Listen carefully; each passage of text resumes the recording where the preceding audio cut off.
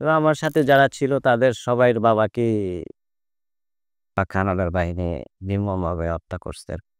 Tractor দিয়ে নিয়ে কোনরকম মাটি চাপা দিয়ে রাখে। কারো হাত, কারো মাথা, কারো পা বেরিয়েছিল। নাই এত বছর বাবা ডাকতে পারি নাই।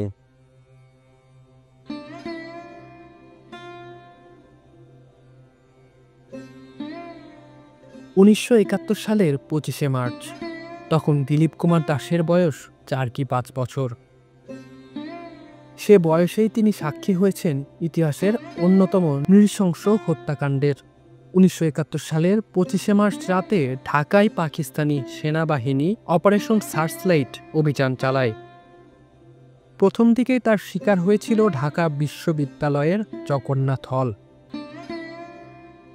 সেই রাতের অনেকের সঙ্গে শহীদ হন দিলীপ কুমারের বাবা সুনীল চন্দ্র দাস। সুনীল চন্দ্র ছিলেন জগন্নাথ হলের নৈশ প্রহরী। ২৫ মার্চ রাত ১২টার পর আমার বাবা এখানে চাকরি করত। পাক হানাদার বাহিনী জগন্নাথ হলের মাঠের পূর্ব দিকে ওয়াল ছিল, ওয়াল ভেঙে ঢুকে নির্মমভাবে যাকে যেখানে যে অবস্থায় ছিল সেই অবস্থাতেই তাকে গুলি করে হত্যা করে। ওই যেই লাশগুলো প্রথমত গুলি করে মারছে তাদেরকে নিয়ে টেনে হেঁচড়ে মাঠের ভিতরে নিয়ে যায়।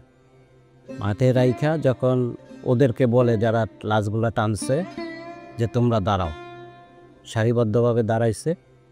পরে ওদেরকেও ব্রাশ পার করে মারা হয়েছে। হ্যাঁ, আমাদেরকে মাঠের কোনায় বসে রাখছিল, যার যার পরিবার ছিল সবাইরে মাঠের কোনায় এক কোনায় সবাইরে বসে রাখছে। পাক বাহিনী ট্রাক্টর আনে এই সব লাশগুলো আমাদের হলের মাঠের উত্তর পাশে কোনায় একটা গর্ত করে ট্রাক্টর দিয়ে নিয়ে কোনোরকম মাটি চাপা দিয়ে রাখে। কারো হাত, কারো মাথা, কারো পা বেরিয়েছিল। কার লাশ, কার বাবা, কার ছেলে, কার বোন কোনো কিছু চেনা যায় না। সব একসাথে গর্ত করে মাটি চাপা দিছে। চেনার কোনো মানে ইয়েই ছিল না। কারো হাত বেরিয়ে রয়েছে, কারো মাথা বেরিয়ে রয়েছে, কারো পুলি বেরিয়ে রয়েছে, কারো পা বেরিয়ে রয়েছে, এই অবস্থায় ছিল। পরে এটা স্বাধীনের পরে এটারে আমাদের এখানে গণকবর স্থাপিত করা হয় আর কি।